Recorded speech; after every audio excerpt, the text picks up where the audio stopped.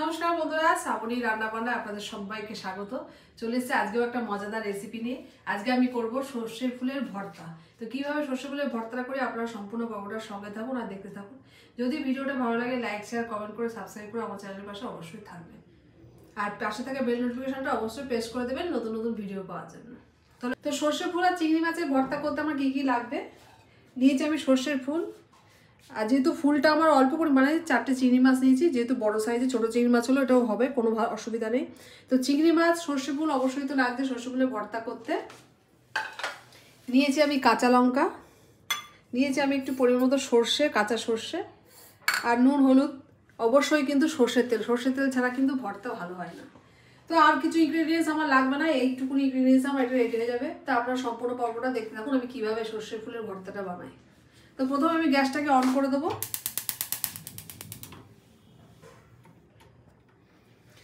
কড়াইটা গরম হতে হতে আমি 4 পিস চিংড়ি মাছটাকে একটু খোলাটা ছাড়িয়ে নেবো। আমি মাছটা দেখানোর জন্য খোলাটা ছাড়াইনি, মাছটাকে একটু খোলা ছাড়িয়ে নেবো। কড়াইটা তত সময় গরম হতে থাকুক। তো কড়াইতে গরম হয়ে গেছে, প্রথমে আমি চিংড়ি মাছটা ভেজে নেবো। কড়াইতে তেল দিয়ে দেবো। সর্ষে ফুলের ভর্তা করতে গেলে অবশ্যই চিংড়ি মাছটা দিতে হবে, নাহলে কিন্তু টেস্টটা ভালো হবে না। আর যারা এখনো সর্ষে ফুলের ভর্তা এই রেসিপিটা খাননি অবশ্যই আজকের পরে এটা ট্রাই করবেন। দারুণ একটা রেসিপি, গরম ভাতে কিন্তু দারুণ লাগে এটা। আর সর্ষে ফুলটা তো এই শীতকালেই ভালো পাওয়া যায়, অন্য সময় সর্ষে ফুল পাওয়া যায়, তো অবশ্যই শীত থাকতে থাকতে একবার ট্রাই করবেন। তো তেলটা আমার গরম হয়ে গেছে, এবার আমি মাছগুলো ভেজে নেবো। যেহেতু আমার ফুলটা অল্প সেই জন্য আমি অল্প মাছ নিয়েছি, ফুল বেশি হলে মাছের পরিমাণও বাড়িয়ে দিতে হবে।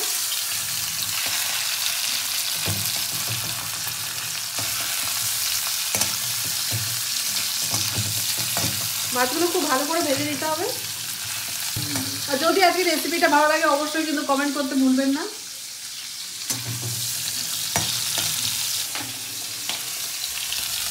তো মাছটা আমি ভালো করে ভেজে নিয়েছি। আর এই সর্ষে ফুলের ভর্তাটা কিন্তু মিক্সি মেশিনে হবে না, এটা হাতে শিলে কিন্তু বাটতে হবে, নাহলে কিন্তু এর টেস্টও ভালো হবে না আর বাটাটাও হবে না ঠিকঠাক, এটা শিলেই বাটতে হবে।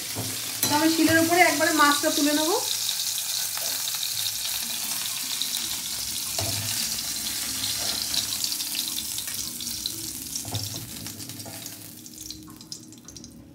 তো আরো একটু তেল দিয়ে দেবো আমি। তেল দিয়ে প্রথমে আমি কাঁচা লঙ্কাগুলো একটু ভেঙে ভেঙে দেবো তেলের উপরে। আমি 2টো লঙ্কা দিলাম, আপনারা যে যেরকম ঝাল খাবেন সেই পরিমাণে ঝালটা দেবেন। তো আমি 2টো লঙ্কা দিলাম। তো আরেকটা ছোটো লঙ্কাও দিয়ে দিলাম। এই যে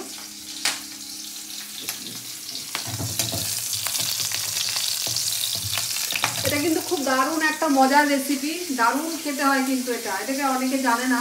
তো আজকের পরে এটা অবশ্যই কিন্তু ট্রাই করতে হবে। তো লঙ্কা ভাজা হয়ে গেছে, এবার আমি সর্ষে ফুলটা দিয়ে দেবো।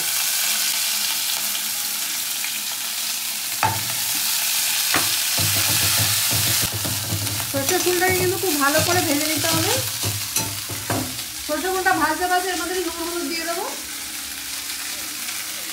একটুখানি নুন আর একটুখানি হলুদ।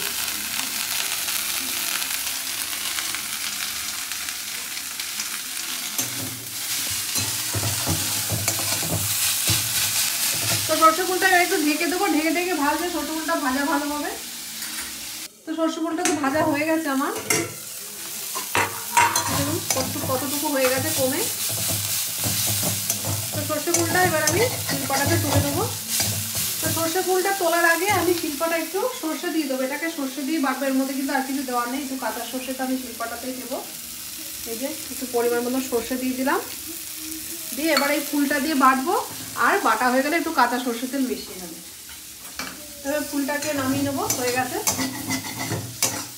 গ্যাসটাকে অফ করে দিলাম, ফুলটাকে এখানে তুলে নিলাম।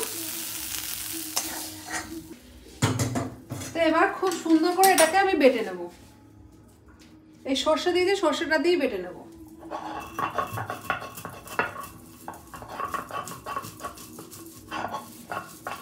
মাছ আর সর্ষে ফুল কিন্তু একসঙ্গে বাটছি। তো সর্ষে ফুল আর চিংড়ি মাছটা কিন্তু আমার সুন্দর করে বাটা হয়ে গেছে। আমি তার মাঝখানে নুনটাও একটু চেক করে নিয়েছি। এবার এর মধ্যে শুধু দেবো আমি কাঁচা তেলটা একটু পরিমাণ মতন।